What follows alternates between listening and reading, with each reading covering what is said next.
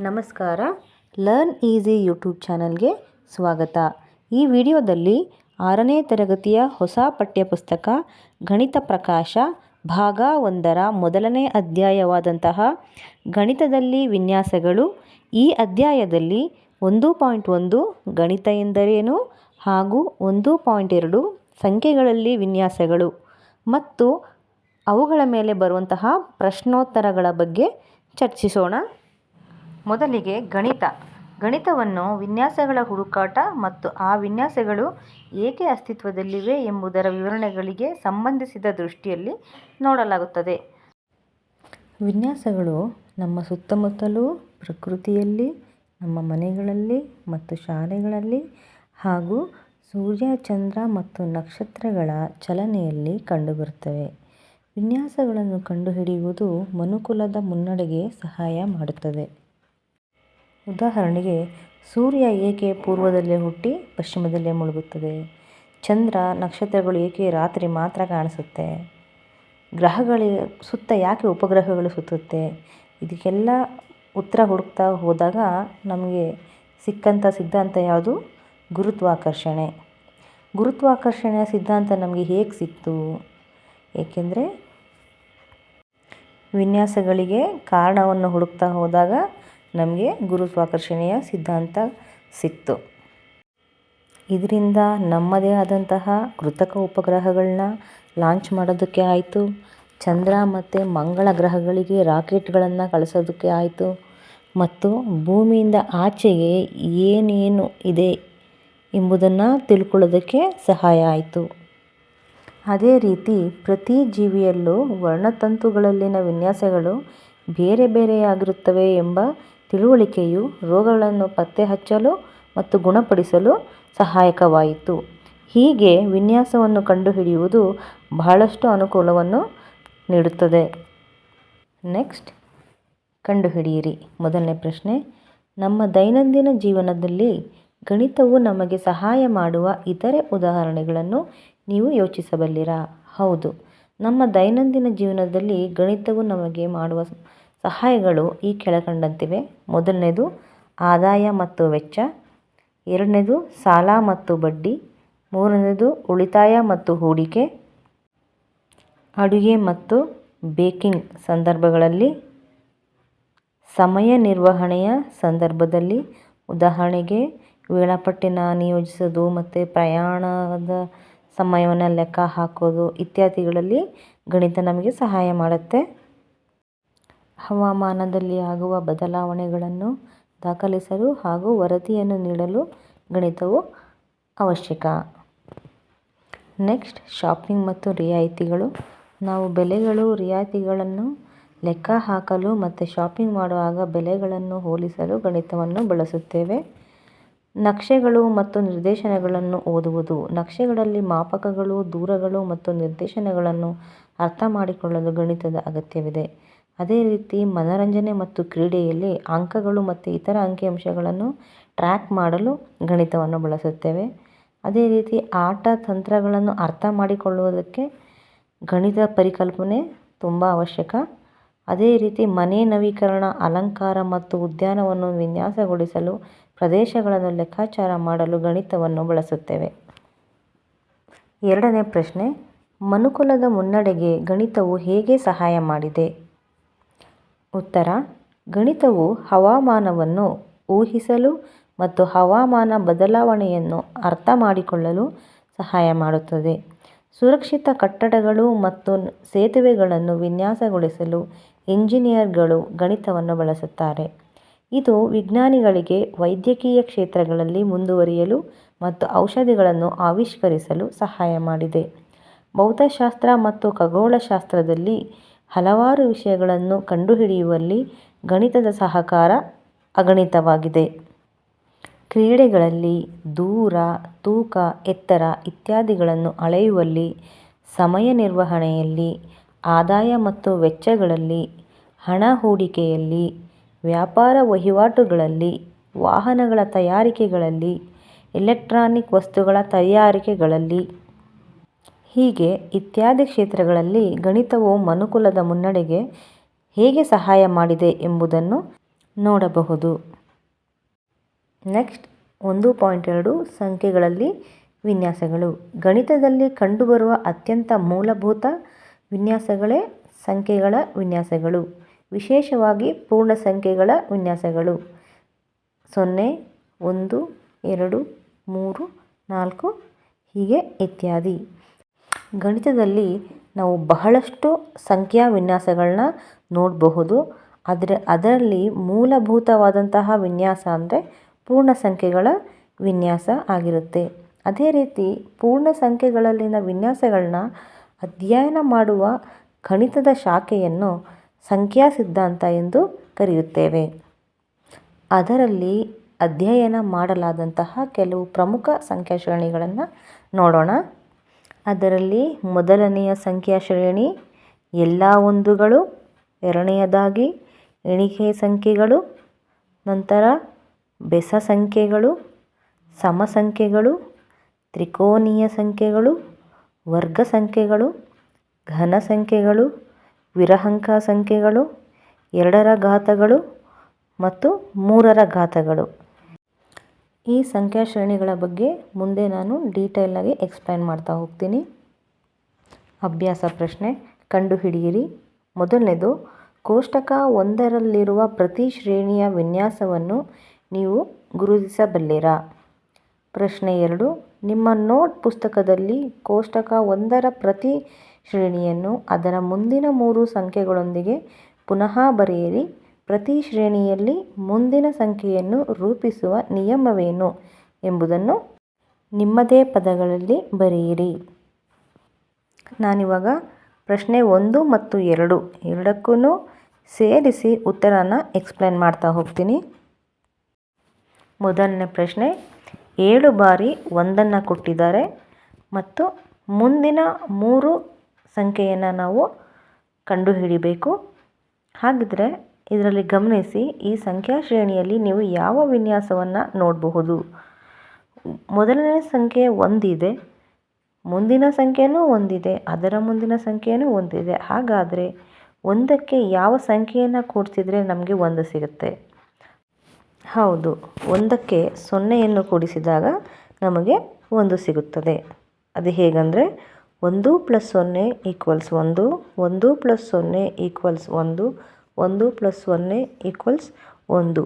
ಹೀಗೆ ಸಂಖ್ಯಾ ಶ್ರೇಣಿಯ ಪ್ರತಿಯೊಂದು ಅಂಕಿಗೂ 0ಯನ್ನು ಕೂಡಿಸಿದಾಗ ನಮಗೆ ಅದೇ ಸಂಖ್ಯೆ ಸಿಗ್ತಾ ಇದೆ. ಹಾಗಾದರೆ ಇವಾಗ ನಾವು ನಿಯಮ ಏನಂತ ಬರಿಬಹುದು? ಪ್ರತಿ ಬಾರಿ ಮುಂದಿನ ಸಂಖ್ಯೆಯನ್ನು ಪಡೆಯಲು ಹಿಂದಿನ ಸಂಖ್ಯೆಗೆ 0ಯನ್ನು ಕೂಡಿಸಲಾಗಿದೆ. ಇದು ನಿಯಮ ಆಯಿತು. ಹಾಗಾದರೆ ಮುಂದಿನ 3 ಸಂಖ್ಯೆಗಳು ಯಾವುವು? ಹೌದು, 1, 1, 1.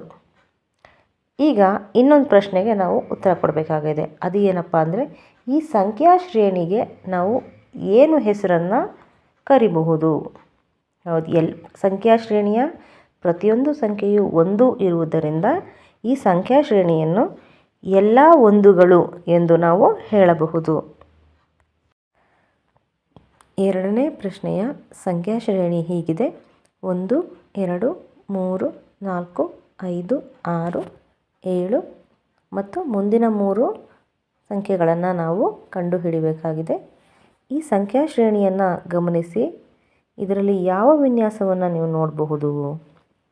ಹೌದು, ಇಲ್ಲಿ ಮುಂದಿನ ಸಂಖ್ಯೆಗಳನ್ನು ನೋಡುತ್ತಾ ಹೋದರೆ ಪ್ರತಿ ಸಂಖ್ಯೆಯ ಬೆಲೆ 1ರಷ್ಟು ಜಾಸ್ತಿ ಆಗ್ತಾ ಹೋಗ್ತಾ ಇದೆ ಅಲ್ವಾ?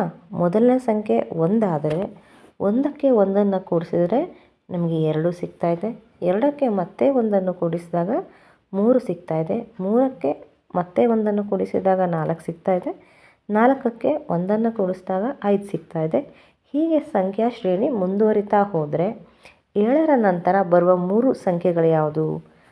8, 9 ಮತ್ತು 10.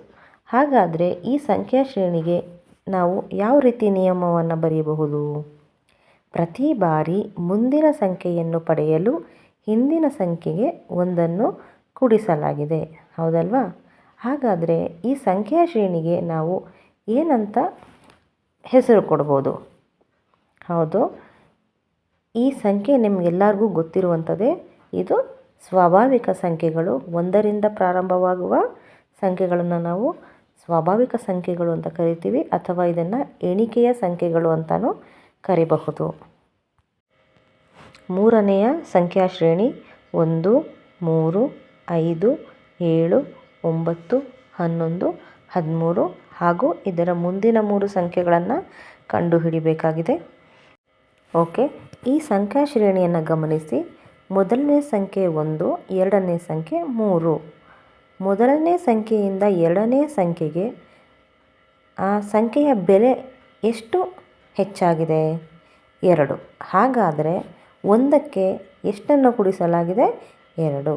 ಹೌದು, ಮೊದಲನೇ ಸಂಖ್ಯೆ 1, ಎರಡನೇದು 1 + 2 = 3, ಮತ್ತು 3ಕ್ಕೆ +2 = 5, 5ಕ್ಕೆ +2 = 7, ಮತ್ತು 7ಕ್ಕೆ 2 ಕೂಡಿಸಿ 9.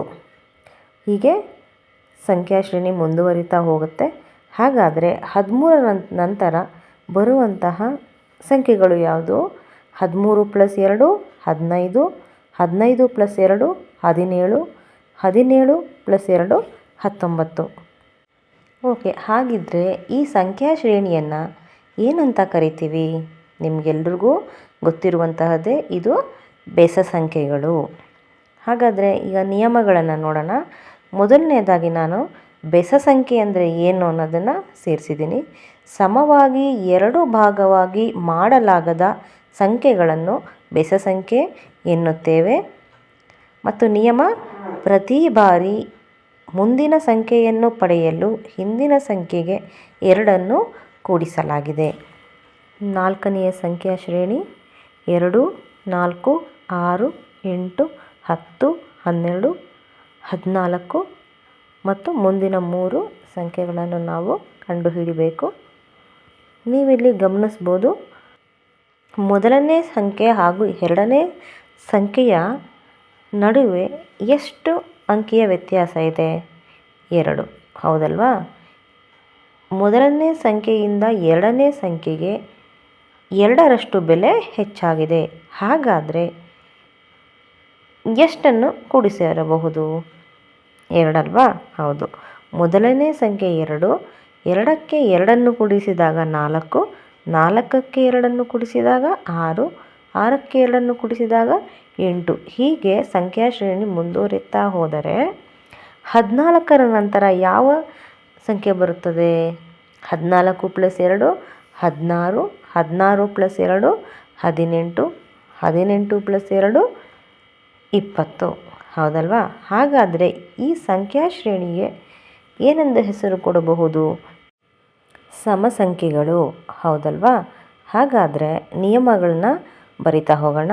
ಮೊದಲನೇದಾಗಿ ನಾನು ಸಮಸಂಖ್ಯೆ ಅಂದರೆ ಏನು ಅನ್ನೋದನ್ನು ಮೆನ್ಷನ್ ಮಾಡಿದ್ದೀನಿ. ಸಮವಾಗಿ 2 ಭಾಗಗಳನ್ನಾಗಿ ಮಾಡಬಹುದಾದ ಸಂಖ್ಯೆಗಳನ್ನು ಸಮಸಂಖ್ಯೆ ಎಂದು ಕರೆಯುತ್ತೇವೆ.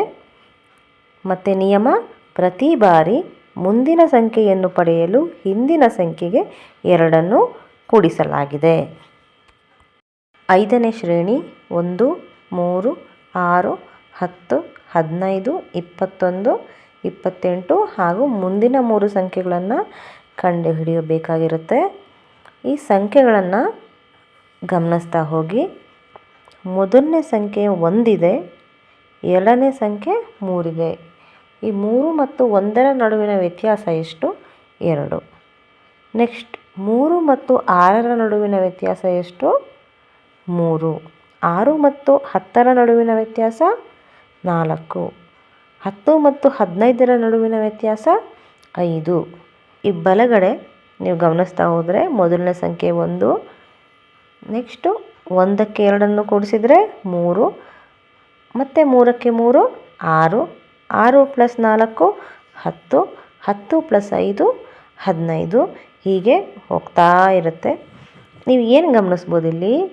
ಹಿಂದಿನ ಸಂಖ್ಯೆ ಏನಿದೆ ಅದಕ್ಕೆ ಸ್ವಾಭಾವಿಕ ಸಂಖ್ಯೆಗಳು ಅಥವಾ ಎಣಿಕೆ ಸಂಖ್ಯೆಗಳನ್ನು 1ನ್ನು ಹೊರತುಪಡಿಸಿ 2ರಿಂದ ಏರಿಕೆ ಕ್ರಮದಲ್ಲಿ ಕ್ರಮವಾಗಿ ಕೂಡಿಸ್ತಾ ಹೋಗ್ತಾ ಇದ್ದೀವಿ.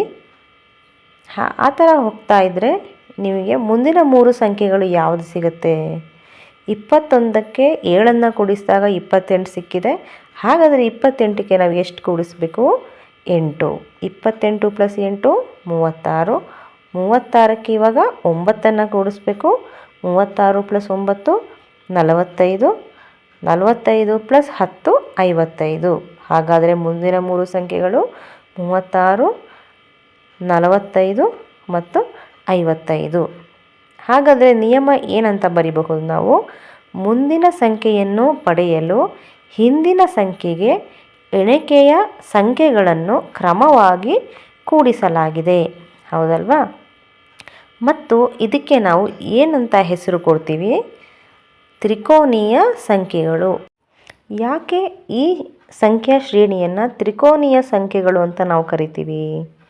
ಯಾಕಪ್ಪ ಅಂತಂದರೆ ಈ ಸಂಖ್ಯೆಗಳನ್ನು ಚುಕ್ಕೆಗಳ ಮೂಲಕ ತ್ರಿಕೋನದ ಅಥವಾ ತ್ರಿಭುಜದ ಆಕಾರದಲ್ಲಿ ಜೋಡಿಸಬಹುದಾಗಿದೆ. ಹಾಗಾಗಿ ಈ ಸಂಖ್ಯೆಗಳನ್ನು ತ್ರಿಕೋನೀಯ ಸಂಖ್ಯೆಗಳು ಎನ್ನುತ್ತೇವೆ. ಇದನ್ನು ನಾವು ಚುಕ್ಕೆಗಳ ಸಹಾಯದಿಂದ ತ್ರಿಭುಜದ ರೀತಿಯಲ್ಲಿ ಜೋಡಿಸ್ತಾ ಹೋಗ್ಬೋದು. ಅದನ್ನು ನೀವು 1.3ರಲ್ಲಿ ಕಲಿತೀರಾ. 6ನೆಯ ಸಂಖ್ಯಾ ಶ್ರೇಣಿ 1, 4, 9, 16, 25, 36, 49 ಹಾಗೂ ಮುಂದಿನ 3 ಸಂಖ್ಯೆಗಳನ್ನು ನಾವು ಕಂಡುಹಿಡಿಯಬೇಕಾಗಿದೆ. ಈ ಸಂಖ್ಯಾ ಶ್ರೇಣಿಯನ್ನು ನೀವು ಗಮನಿಸಿದರೆ ಇಲ್ಲಿ ಎಣಿಕೆಯ ಸಂಖ್ಯೆ ಅಂದರೆ 1, 2, 3, 4, 5 ಹೀಗೆ ಎಣಿಕೆಯ ಸಂಖ್ಯೆಯನ್ನು ತಗೊಂಡು ಆ ಎಣಿಕೆಯ ಸಂಖ್ಯೆಗೆ ಅದೇ ಸಂಖ್ಯೆಯನ್ನು ಗುಣಿಸಲಾಗಿದೆ. ನೀವು ಅಬ್ಸರ್ವ್ ಮಾಡಿದ್ರೆ 1 × 1 = 1, 2 × 2 = 4, 3 × 3 = 9, 4 × 4 = 16. ಹೀಗೆ ಮುಂದುವರಿತಾ ಹೋದರೆ 7 × 7 = 49. ನೆಕ್ಸ್ಟ್ 8 × 8 = 64. 9 × 9 = 81. 10 × 10 = 100. ಹಾಗಾದರೆ ಮುಂದಿನ 3 ಸಂಖ್ಯೆಗಳು ಯಾವುದು? 64, 81 ಮತ್ತು 100 ಅಲ್ವಾ? ಈಗ ನಿಯಮ ಏನಂತ ಹೇಳ್ಬೋದು? ಕ್ರಮವಾಗಿ ಎಣಿಕೆ ಸಂಖ್ಯೆಯನ್ನು ಅದೇ ಸಂಖ್ಯೆಯಿಂದ ಗುಣಿಸಲಾಗಿದೆ. ಮತ್ತು ಈ ಸಂಖ್ಯೆಗಳನ್ನ ಏನಂತ ಕರೀತಾರೆ? ಹೌದು, ಈ ಸಂಖ್ಯಾ ಶ್ರೇಣಿಯನ್ನು ನಾವು ವರ್ಗ ಸಂಖ್ಯೆಗಳು ಅಂತ ಕರಿತೀವಿ. ವರ್ಗ ಸಂಖ್ಯೆಗಳು ಅಂದರೆ ಏನು? ವರ್ಗ ಸಂಖ್ಯೆಗಳು ಎಂದರೆ ಒಂದು ಸಂಖ್ಯೆಯನ್ನು ಅದೇ ಸಂಖ್ಯೆಯಿಂದ ಗುಣಿಸಿದಾಗ ಯಾವ ಸಂಖ್ಯೆಗಳು ದೊರೆಯುತ್ತವಲ್ವ ಅದನ್ನು ನಾವು ವರ್ಗ ಸಂಖ್ಯೆಗಳು ಎಂದು ಕರೆಯುತ್ತೇವೆ. 7ನೇ ಸಂಖ್ಯಾ ಶ್ರೇಣಿ 1, 8, 27, 64, 125, 216 ಹಾಗೂ ಮುಂದಿನ 3 ಸಂಖ್ಯೆಯನ್ನು ನಾವು ಕಂಡುಹಿಡಿಯಬೇಕಾಗಿದೆ. ಈ ಸಂಖ್ಯಾ ಶ್ರೇಣಿಯನ್ನು ಗಮನಿಸಿ. 1ನ್ನು 3 ಬಾರಿ ಗುಣಿಸಿದಾಗ ಹಾಗಾದರೆ 1 × 1 × 1 = 1. ನೆಕ್ಸ್ಟ್ 2, 2 × 2 × 2, 2 2 4, 4 2 8. ನೆಕ್ಸ್ಟ್ 3, 3 3 9, 9 3 27. ಅದೇ ರೀತಿ 4ನ್ನು 3 ಬಾರಿ ಗುಣಿಸಿದಾಗ 64, 5ನ್ನು 3 ಬಾರಿ ಗುಣಿಸಿದಾಗ 125, 6ನ್ನು 3 ಬಾರಿ ಗುಣಿಸಿದಾಗ 216. ಹಾಗಾದರೆ 216ರ ನಂತರ ಬರುವ ಸಂಖ್ಯೆ ಯಾವುದು? 7ನ್ನು 3 ಬಾರಿ ಗುಣಿಸಿದಾಗ 343, 8ನ್ನು 3 ಬಾರಿ ಗುಣಿಸಿದಾಗ 512, 9ನ್ನು 3 ಬಾರಿ ಗುಣಿಸಿದಾಗ 729. ಹಾಗಾದರೆ ಮುಂದಿನ 3 ಸಂಖ್ಯೆಗಳು 343, 512 ಮತ್ತು 729. ಮತ್ತು ಈ ಸಂಖ್ಯೆಗಳನ್ನು ನಾವು ಏನಂತ ಕರಿತೀವಿ? ಹೌದು, ಈ ಸಂಖ್ಯೆಗಳನ್ನು ನಾವು ಘನ ಸಂಖ್ಯೆಗಳು ಅಂತ ಕರಿತೀವಿ. ಈ ಸಂಖ್ಯಾ ಶ್ರೇಣಿಯನ್ನು ಘನ ಸಂಖ್ಯೆಗಳು ಅಂತ ಕರಿತೀವಿ. ಹಾಗಾದರೆ ಇದಕ್ಕೆ ನಿಯಮ ಏನಂತ ಬರಿಬಹುದು? ಕ್ರಮವಾಗಿ ಎಣಿಕೆ ಸಂಖ್ಯೆಯನ್ನು ಅದೇ ಸಂಖ್ಯೆಯಿಂದ 3 ಬಾರಿ ಗುಣಿಸಲಾಗಿದೆ. ಹೌದಲ್ವಾ? ನೀವು ಮೊದಲನೇ ಲೈನ್ ನೋಡ್ತಾ ಇದ್ದರೆ 1, 2, 3, 4, 5 ಹೀಗೆ ಎಣಿಕೆ ಸಂಖ್ಯೆಗಳನ್ನು ನೀವು ನೋಡ್ಬೋದು. ಆ ಎಣಿಕೆ ಸಂಖ್ಯೆಗಳನ್ನು 3 ಬಾರಿ ಅದೇ ಸಂಖ್ಯೆಗಳಿಂದ ಗುಣಿಸಿದಾಗ ನಮಗೆ ಈ ಸಂಖ್ಯಾ ಶ್ರೇಣಿ ಸಿಗ್ತಾ ಇದೆ. ಹಾಗಾಗಿ ನಿಯಮ ಕ್ರಮವಾಗಿ ಎಣಿಕೆ ಸಂಖ್ಯೆಯನ್ನು ಅದೇ ಸಂಖ್ಯೆಯಿಂದ 3 ಬಾರಿ ಗುಣಿಸಲಾಗಿದೆ. 8ನೇ ಸಂಖ್ಯಾ ಶ್ರೇಣಿ 1, 2, 3, 5, 8, 13, 21 ಹಾಗೂ ಮುಂದಿನ 3 ಸಂಖ್ಯೆಗಳನ್ನು ನಾವು ಕಂಡುಹಿಡಿಯಬೇಕಾಗಿದೆ. ಓಕೆ, ಈ ಸಂಖ್ಯಾ ಶ್ರೇಣಿಯನ್ನು ನೀವು ಗಮನಿಸ್ತಾ ಇದ್ದರೆ ಮೊದಲ 3 ಅಂಕಿಗಳು ಸಾಮಾನ್ಯವಾಗಿಯೇ ಕಾಣಿಸ್ತಾ ಇದೆ, 1, 2, 3. ಆದರೆ 4ನೇ ಸಂಖ್ಯೆಯನ್ನು ನೀವು ನೋಡಿದ್ರೆ ಅಲ್ಲಿ 5 ಇದೆ. ಅಂದಮೇಲೆ ಇಲ್ಲಿ ಯಾವ ಕ್ರಿಯೆ ಆಗ್ತಾ ಇರ್ಬೋದು? ನೀವು ಗಮನಿಸಿದ್ರೆ 1 ಹಾಗೆ ಇದೆ, 2 ಹಾಗೆ ಇದೆ. 3ನೇ ಸಂಖ್ಯೆಯನ್ನು ನಾವು 1 + 2 ಅಂತ ಬರಿಬೋದು. ಅಂದರೆ 3ರ ಹಿಂದಿನ 2 ಸಂಖ್ಯೆಯ ಮೊತ್ತ 3. ನೆಕ್ಸ್ಟ್ 5ನ್ನು ತಗೊಂಡ್ರೆ 2 + 3 = 5. ಅಂದರೆ 5ರ ಹಿಂದಿನ 2 ಸಂಖ್ಯೆಯ ಮೊತ್ತ 5. ನೆಕ್ಸ್ಟ್ 3 + 5 = 8. 8ರ ಹಿಂದಿನ 2 ಸಂಖ್ಯೆ 3 ಮತ್ತು 5ರ ಮೊತ್ತ 8. ಅದೇ ರೀತಿ 5 + 8 = 13. ನೆಕ್ಸ್ಟ್ 8 + 13 = 21. ನೆಕ್ಸ್ಟ್ 13 + 21 = 34. 21 + 34 = 55. 34 + 55 = 89. ಹಾಗಾದರೆ ಮುಂದಿನ 3 ಸಂಖ್ಯೆಗಳು ಯಾವುದು? 34, 55 ಹಾಗೂ 89. ಹಾಗಾದರೆ ಈ ಸಂಖ್ಯಾ ಶ್ರೇಣಿಗೆ ನಾವು ನಿಯಮವನ್ನು ಬರೀಬಹುದಲ್ವಾ? ಮುಂದಿನ ಸಂಖ್ಯೆಯನ್ನು ಪಡೆಯಲು ಹಿಂದಿನ 2 ಸಂಖ್ಯೆಗಳನ್ನು ಕೂಡಿಸಲಾಗಿದೆ. ಅಥವಾ ನೀವು ಹಿಂದಿನ 2 ಸಂಖ್ಯೆಗಳ ಮೊತ್ತ ಮುಂದಿನ ಸಂಖ್ಯೆಯಾಗಿದೆ ಅಂತಲೂ ಕೂಡ ನಿಯಮವನ್ನು ಬರಿಬಹುದು. ಹಾಗಾದರೆ ಈ ಸಂಖ್ಯಾ ಶ್ರೇಣಿಗೆ ನಾವು ಏನಂತ ಹೆಸರು ಕೊಡ್ಬೋದು? ಈ ಸಂಖ್ಯಾ ಶ್ರೇಣಿಯ ಹೆಸರು ವಿರಹಂಕ ಸಂಖ್ಯೆಗಳು. ಏನು ವಿರಹಂಕ ಸಂಖ್ಯೆಗಳು ಅಂತ ಅಂದರೆ? ಹಾಗಾದರೆ ಈ ಸಂಖ್ಯಾ ಶ್ರೇಣಿಗೆ ವಿರಹಂಕ ಸಂಖ್ಯೆಗಳು ಅಂತ ಏಕೆ ಹೆಸರು ಬಂದಿದೆ? ಯಾಕಪ್ಪ ಅಂದರೆ ವಿರಹಂಕ ಅನ್ನೋರು ಒಬ್ಬರು ಭಾರತೀಯ ವಿದ್ವಾಂಸರು 7ನೇ ಶತಮಾನದಲ್ಲಿ ಇದ್ದಂತಹವರು. ಮೊದಲಿಗೆ ಈ ಸಂಖ್ಯಾ ಶ್ರೇಣಿಯನ್ನು ಪರಿಚಯ ಮಾಡಿದವರು ಈ ವಿರಹಂಕ ಎನ್ನುವ ವಿದ್ವಾಂಸರು. ಹಾಗಾಗಿ ಈ ಸಂಖ್ಯಾ ಶ್ರೇಣಿಗೆ ವಿರಹಂಕ ಸಂಖ್ಯೆಗಳು ಎಂದು ಹೆಸರು ಇಡಲಾಗಿದೆ. ಓಕೆ, 9ನೇ ಸಂಖ್ಯಾ ಶ್ರೇಣಿ 1, 2, 4, 8, 16, 32, 64 ಮತ್ತು ಮುಂದಿನ 3 ಸಂಖ್ಯೆಗಳನ್ನು ಕಂಡುಹಿಡಿಯಬೇಕಾಗಿದೆ. ಈ ಸಂಖ್ಯಾ ಶ್ರೇಣಿಯನ್ನು ಗಮನಿಸಿ. ಮೊದಲು 1 ಇದೆ, ಆಮೇಲೆ 2 ಇದೆ, ಆಮೇಲೆ 4 ಇದೆ. ನೀವು ಇಲ್ಲಿ ಅಬ್ಸರ್ವ್ ಮಾಡಿದ್ರೆ 1 × 2 = 2. ಮೊದಲನೇ ಸಂಖ್ಯೆ 1, ನಂತರ ಆ 1ಕ್ಕೆ 2ರಿಂದ ಗುಣಿಸಿದಾಗ 2, ಮತ್ತೆ ಬಂದ ಉತ್ತರಕ್ಕೆ ಮತ್ತೊಮ್ಮೆ 2ಅನ್ನು ಗುಣಿಸಿದಾಗ 4, ಮತ್ತೆ 4ಕ್ಕೆ 2ಅನ್ನು ಗುಣಿಸಿದಾಗ 8, 8ಕ್ಕೆ 2ಅನ್ನು ಗುಣಿಸಿದಾಗ 16. ಹೀಗೆ ಮುಂದುವರಿತಾ ಹೋದಾಗ 64ಕ್ಕೆ 2ಅನ್ನು ಗುಣಿಸಿದಾಗ 128, 128ಕ್ಕೆ 2ಅನ್ನು ಗುಣಿಸಿದಾಗ 256, 256ಕ್ಕೆ 2ಅನ್ನು ಗುಣಿಸಿದಾಗ 512 ನಮಗೆ ಸಿಗ್ತಾ ಹೋಗುತ್ತೆ. ಹಾಗಾದರೆ ಈ ಸಂಖ್ಯಾ ಶ್ರೇಣಿಯ ಮುಂದಿನ ಸಂಖ್ಯೆಗಳು ಯಾವುದು? 128, 256 ಮತ್ತು 512.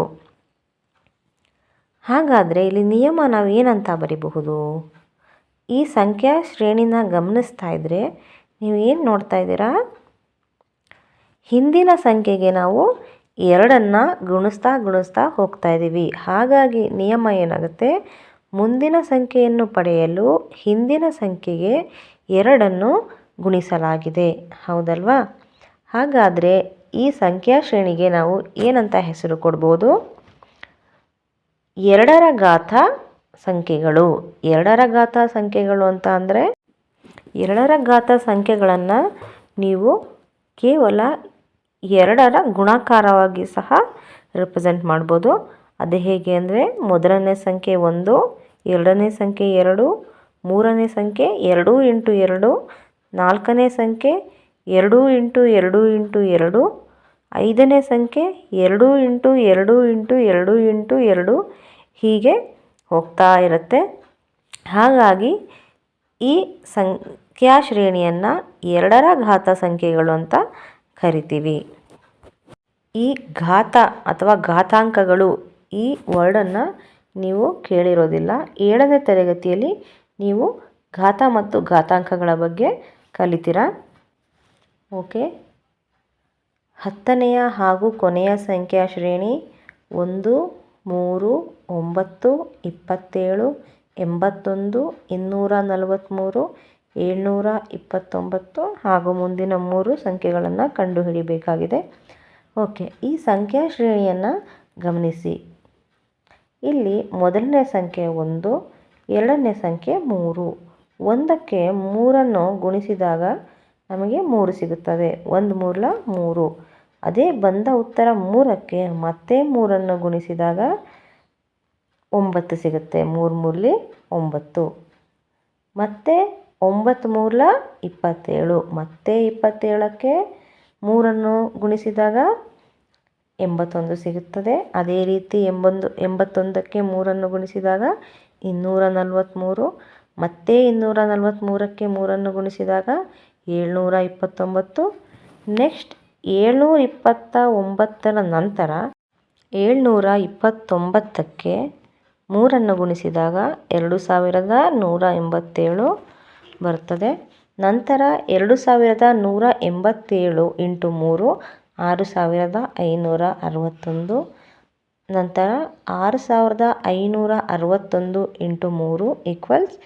= 19683. ಹಾಗಾದರೆ ಮುಂದಿನ 3 ಸಂಖ್ಯೆಗಳು ಯಾವುದು? 2187, 6561, 19683. ಹೌದಲ್ವಾ? ಹಾಗಾದರೆ ಈ ಸಂಖ್ಯೆಗಳನ್ನು ಏನಂತ ಕರಿತೀವಿ? 3ರ ಘಾತ ಸಂಖ್ಯೆಗಳು ಅಥವಾ 3ರ ಘಾತ. ಈ ಸಂಖ್ಯಾ ಶ್ರೇಣಿಯನ್ನು ನಾವು 3ರ ಘಾತ ಅಂತ ಕರಿತೀವಿ. ಯಾಕೆ 3ರ ಘಾತ ಅಂತ ಕರಿತೀವಿ ಅಂತಂದರೆ, ನೀವು ಈ ಸಂಖ್ಯೆಗಳನ್ನು ಯಾವ ಥರ ರಿಪ್ರೆಸೆಂಟ್ ಮಾಡ್ಬೋದಂದರೆ 3ರ ಗುಣಾಕಾರದಲ್ಲಿ ನೀವು ರಿಪ್ರೆಸೆಂಟ್ ಮಾಡ್ಬೋದು. ಪ್ರತಿ ಮುಂದಿನ ಸಂಖ್ಯೆಗೂ 3ಗಳು ಹೆಚ್ಚಾಗ್ತಾ ಹೋಗ್ತಾ ಇರುತ್ತೆ. ಮೊದಲನೇ ಸಂಖ್ಯೆ 1, ಎರಡನೇ ಸಂಖ್ಯೆ 3, 9ಕ್ಕೆ 3 × 3, 27ಕ್ಕೆ 3 × 3 × 3, 3 ಬಾರಿ 3ಅನ್ನು ನೀವು ಗುಣಿಸ್ಬೇಕಾಗತ್ತೆ. 81ಕ್ಕೆ 4 ಬಾರಿ 3ಅನ್ನು ಗುಣಿಸ್ಬೇಕಾಗತ್ತೆ. 243ಕ್ಕೆ 5 ಬಾರಿ ನೀವು 3ಅನ್ನು ಗುಣಿಸ್ಬೇಕಾಗತ್ತೆ. ಇದೇ ರೀತಿ ಸಂಖ್ಯಾ ಶ್ರೇಣಿ ಮುಂದುವರಿತಾ ಹೋಗುತ್ತೆ. ಆದ್ದರಿಂದ ಈ ಸಂಖ್ಯಾ ಶ್ರೇಣಿಯನ್ನು 3ರ ಘಾತ ಸಂಖ್ಯೆಗಳು ಅಂತ ನಾವು ಕರಿತೀವಿ. ಈಗ ನಿಯಮವನ್ನು ನೋಡೋಣ. ಈ ಸಂಖ್ಯಾ ಶ್ರೇಣಿಗೆ ನಿಯಮ ಏನಂತ ಬರಿಬೋದು ನಾವು? ಮುಂದಿನ ಸಂಖ್ಯೆಯನ್ನು ಪಡೆಯಲು ಹಿಂದಿನ ಸಂಖ್ಯೆಗೆ 3ಅನ್ನು ಗುಣಿಸಲಾಗಿದೆ ಅಂತ ನಾವು ಬರಿಬೋದಾಗಿದೆ. ಹೌದಲ್ವಾ? ಓಕೆ, ಈ ಅಧ್ಯಾಯದ ಮುಂದಿನ ಭಾಗವನ್ನು ನಾನು ನೆಕ್ಸ್ಟ್ ವಿಡಿಯೋದಲ್ಲಿ ಅಪ್ಲೋಡ್ ಮಾಡ್ತೀನಿ. ಅಂದರೆ ಪಾರ್ಟ್ 2ನಲ್ಲಿ ಎಕ್ಸ್ಪ್ಲೈನ್ ಮಾಡ್ತೀನಿ. ಈ ವಿಡಿಯೋ ನಿಮಗೇನಾದರೂ ಯೂಸ್ಫುಲ್ ಆಗಿದ್ದರೆ ಲೈಕ್ ಮಾಡಿ, ಅವಶ್ಯಕತೆ ಇರೋರಿಗೆ ಶೇರ್ ಮಾಡಿ, ಹಾಗೆ ಸಬ್ಸ್ಕ್ರೈಬ್ ಆಗಿ. Thank you.